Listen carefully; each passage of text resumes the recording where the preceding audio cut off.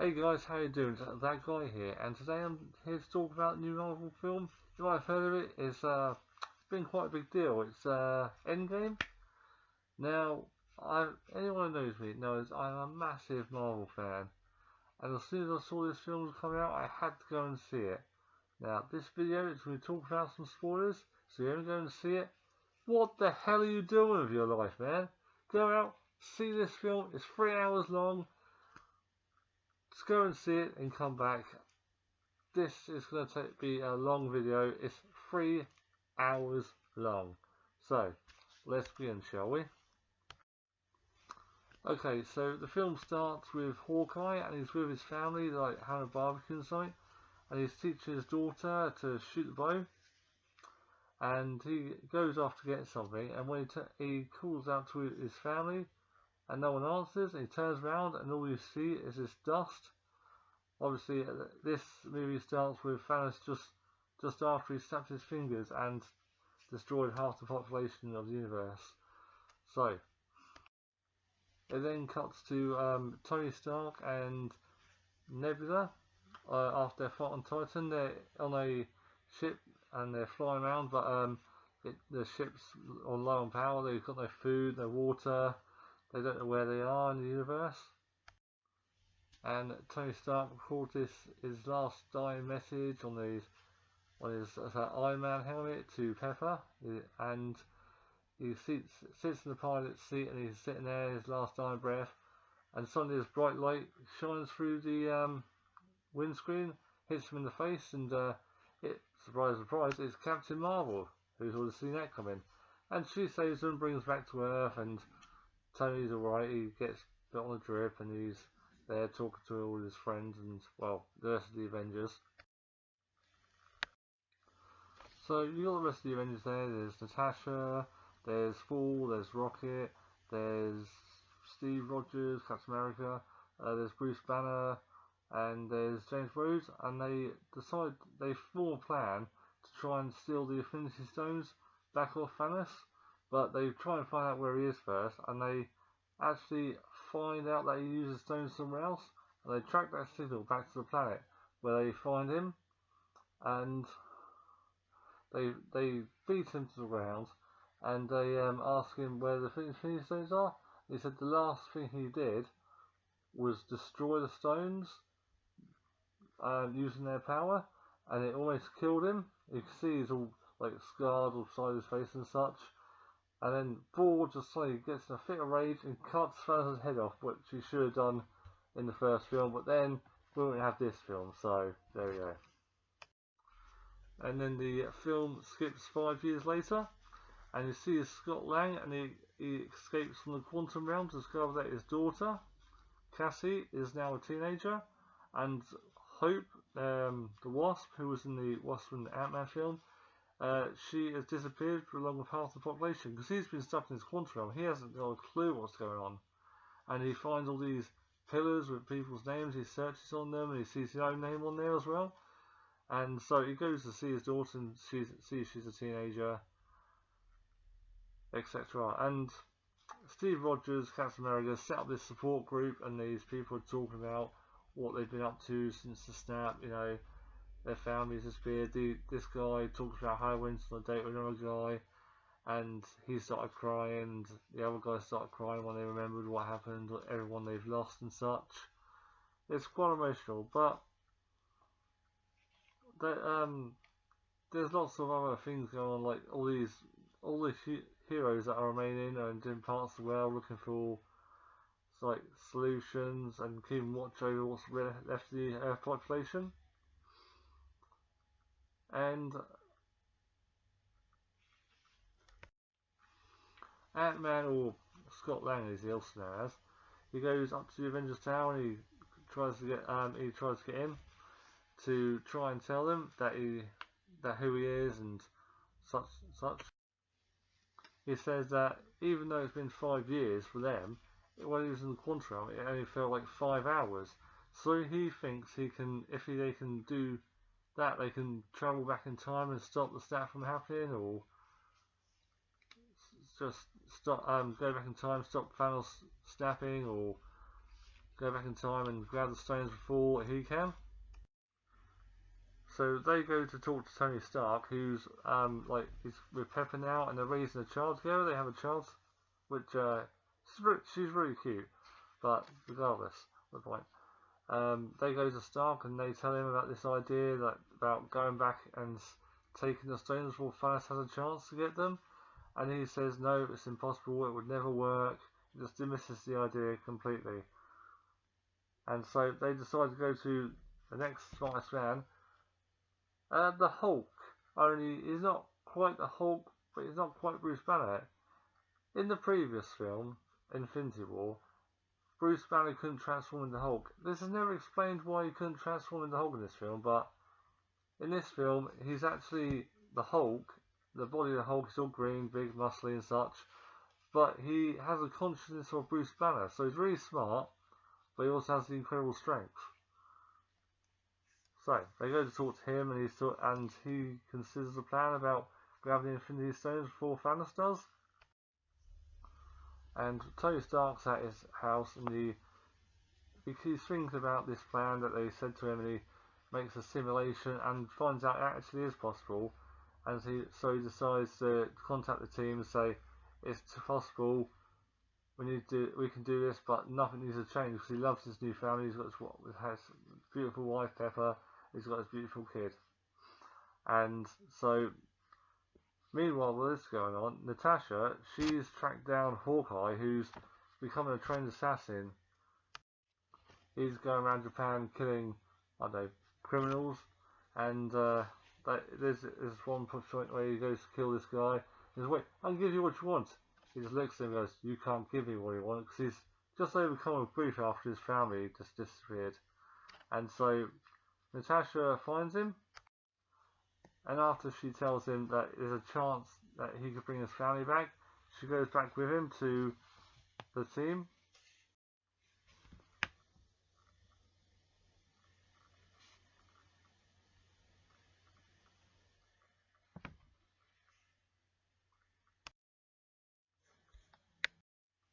Sorry, I had a sneeze there.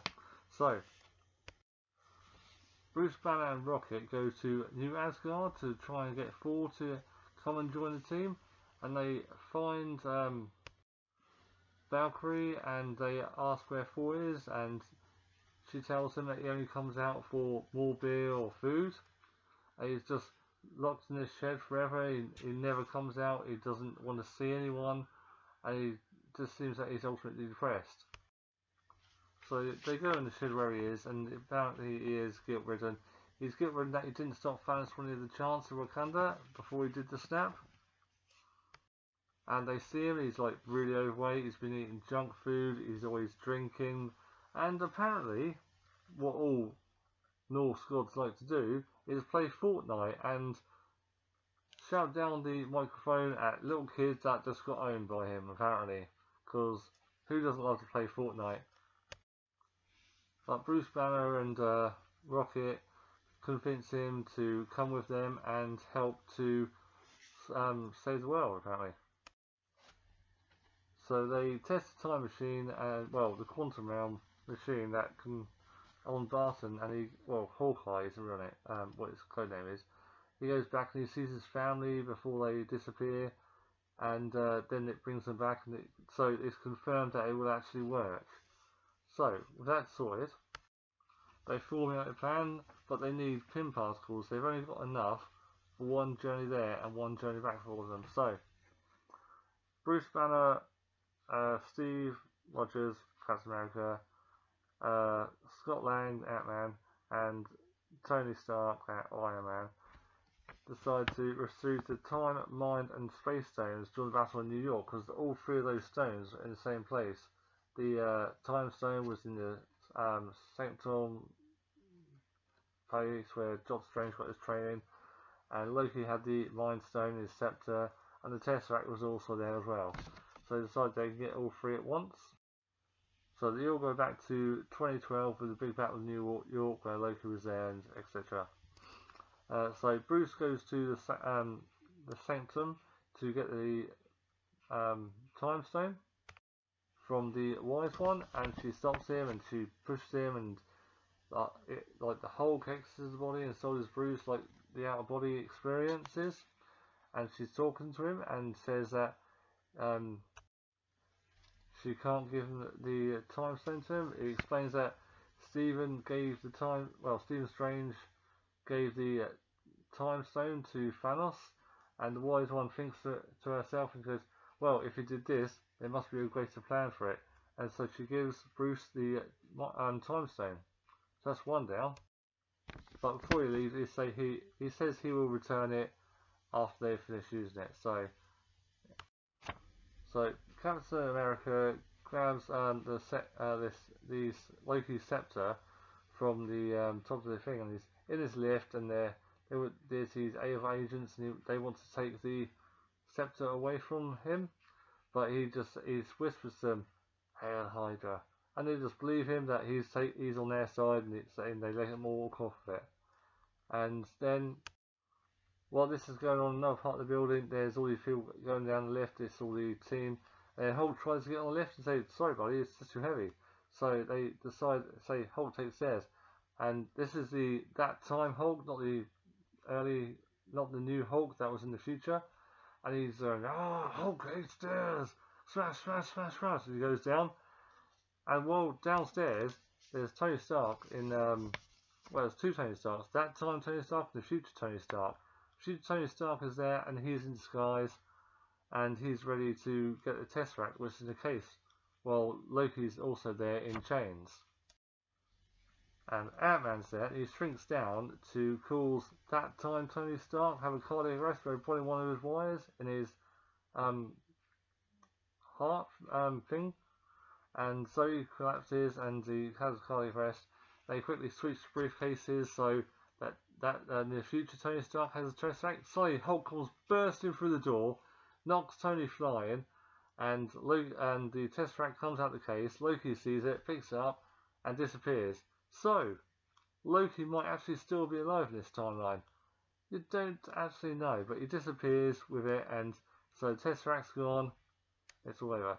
Meanwhile, Steve Rogers, the future Steve Rogers, sees that time Steve Rogers, and he thinks that it's Loki, the trickster.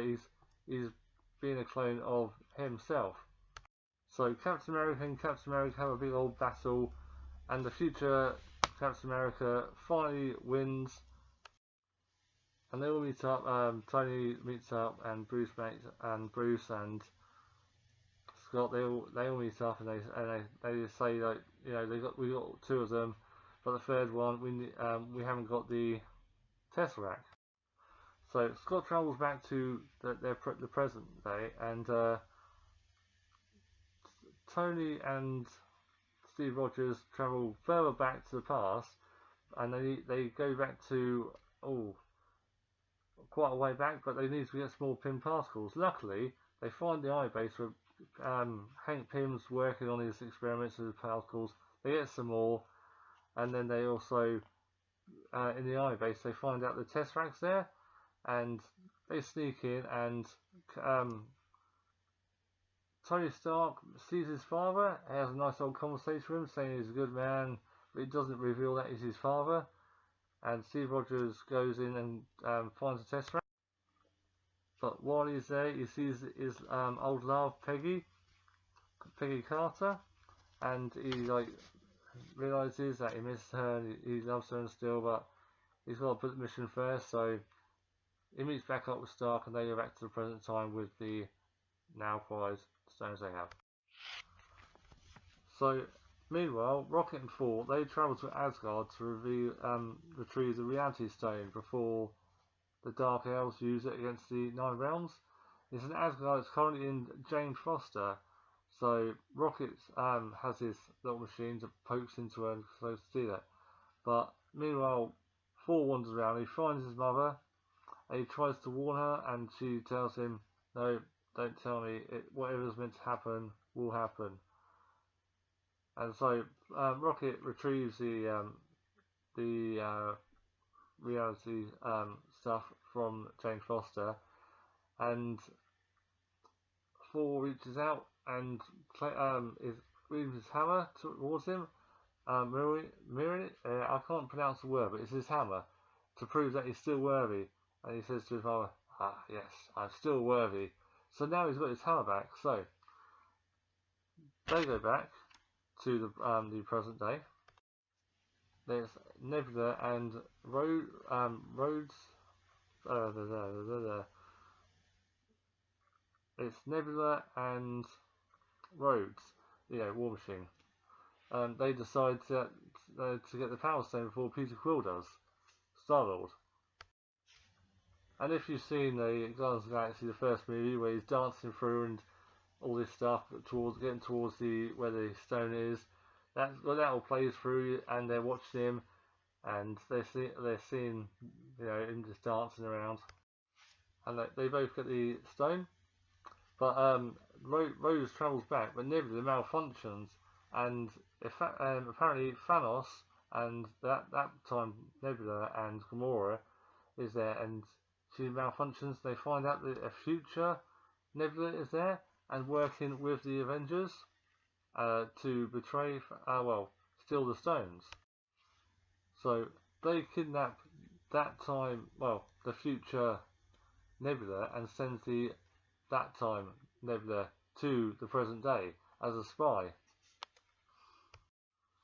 Then there's only the Soul Stone to get, and so Hawkeye and Natasha Romanoff, they travel to where the Soul Stone is kept, and you have to sacrifice someone or something you love to get the Soul Stone. Now, my question is, if you sacrifice something you love and get the Soul Stone, if someone else sacrificed something afterwards, would they get the Soul Stone as well? Because there's only one of them. These are questions. I mean, give me a second here.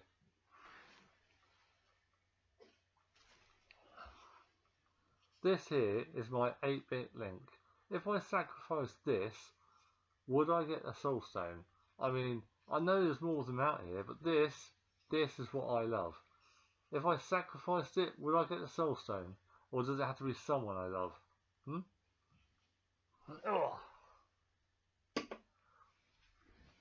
Anyway, Natasha and Hawkeye have a battle deciding who will die. Natasha says she will do it, or Hawkeye says she will do it. But in the end, it ends up being Natasha who sacrificed herself, so Hawkeye, when they reverse the snap, he can be with his family. But yeah, he ultimately gets the Soul Stone. So they all return back to the present time Earth, and Stark has created like a type of glove to hold these stones, but it's going to cause amounts of radiation, and so Bruce Banner says he will take it because since he's very infected with gamma radiation, he'd probably be able to take it. And so, of course, he's the Hulk, he's the strongest.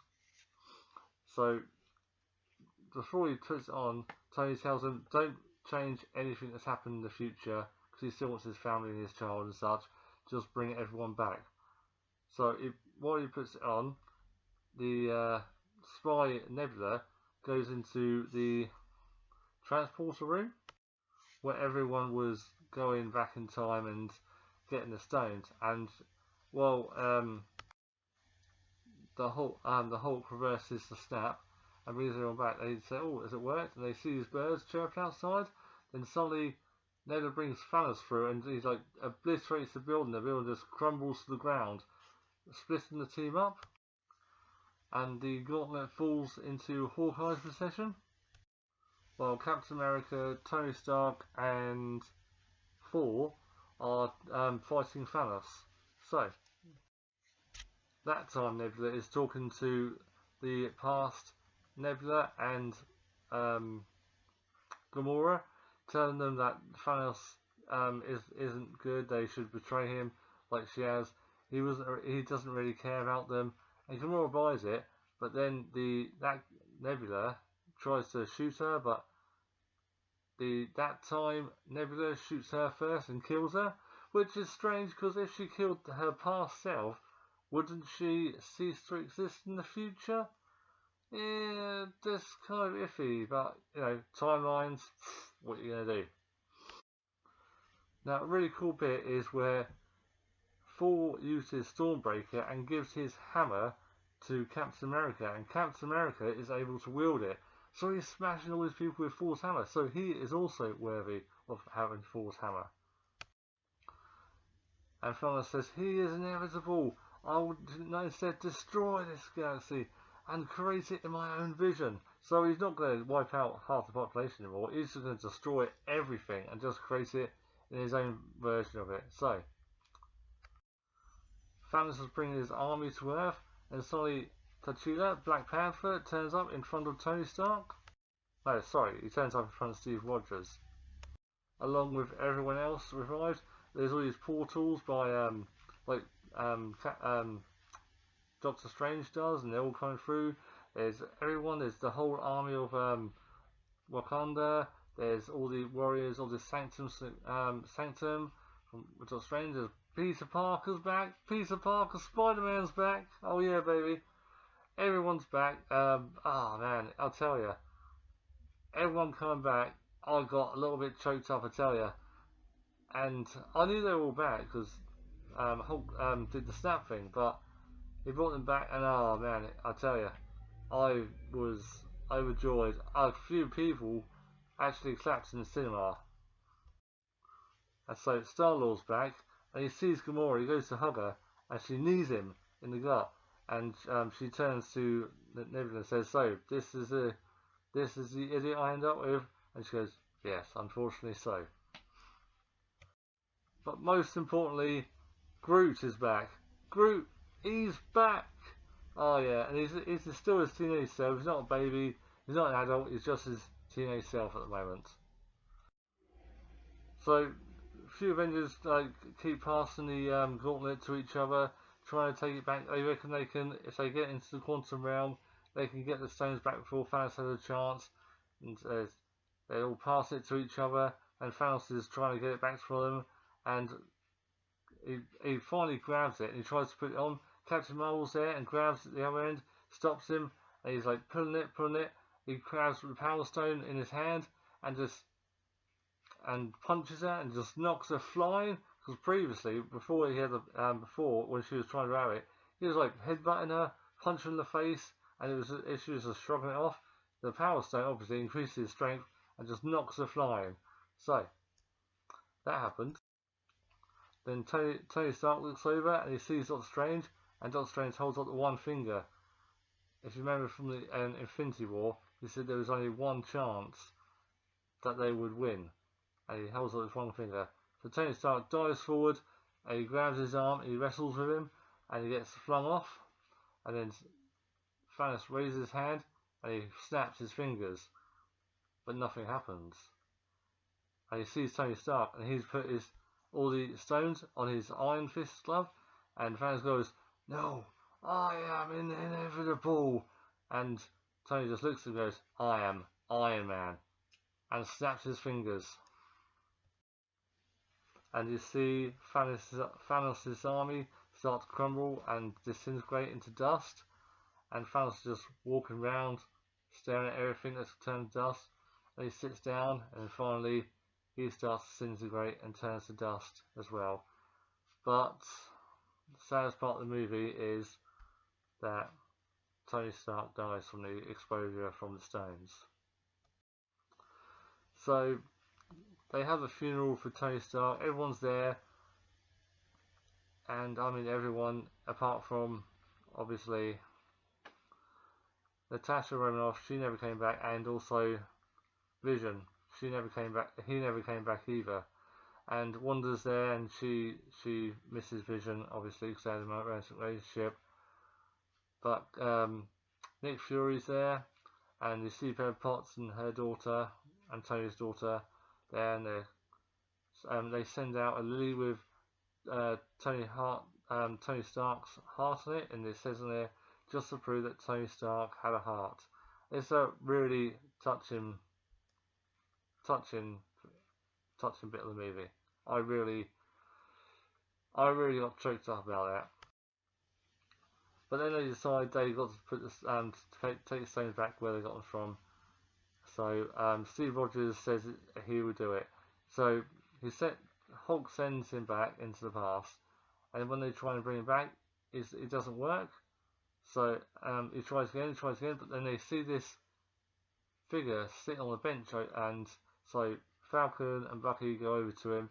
They find out it's Steve Rogers, and instead of coming back, he decides to have a life with his sweetheart back in the army, Peggy Carter, and he said, well, I decided to take Tony's advice and have myself some of that life he talked about so much. And so he decided he didn't want to come back and spend his life living it out. And he passes his shield to his friend Wilson, and he says that you can be the new Captain America now. He goes, what? But I can't. He goes, trust me. I trust you. You can do it. And then you see a brief flashback of what Captain America was there with Penny dancing along to a slow tune romantically. And he finally got his happy ever after. Now, this film did not have an end sequence. Nothing, no extra credits, no post-credit scene or anything like that.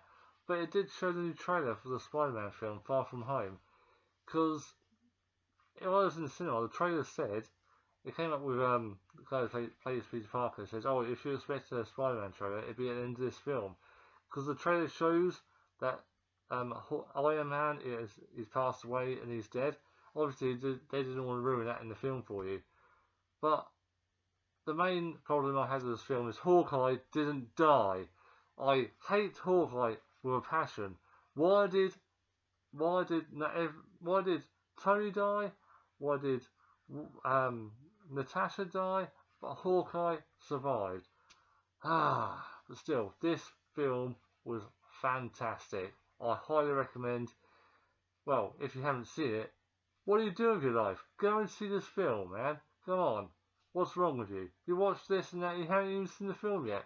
Go and see it. Anyway, next film I believe I'm going to see is Dark Phoenix. It's not quite the Marvel arc film, it's more of the X-Men film, but you know, I'm quite interested, so I'm going to go and see that, and I'll talk about it when I see it next. Okay, see you next time, guys. Bye for now.